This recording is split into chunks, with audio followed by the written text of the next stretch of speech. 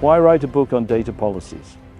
Well, data policies are one of the very few options that a data governance unit has for influencing an entire enterprise.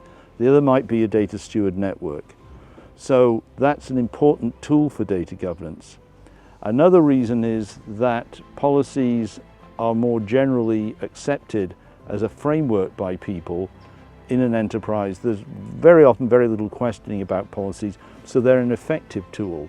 However, my experience over the years, especially doing consulting work, has been that data governance units are not adept at pushing out policies that really do get adoption and produce successful outcomes.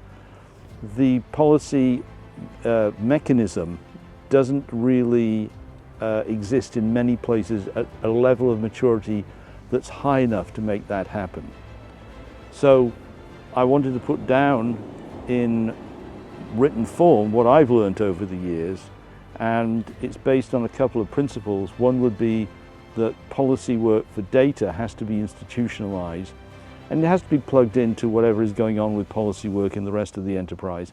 And then also we have to have a policy life cycle that's well understood so that the processes can be adapted to that.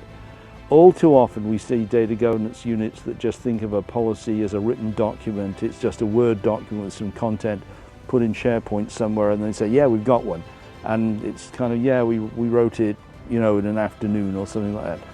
Those kinds of policies and that approach to policy making for data will neither be successful nor sustainable. So that was my raison d'etre for why I wrote the book, Successful and Sustainable Data Policies.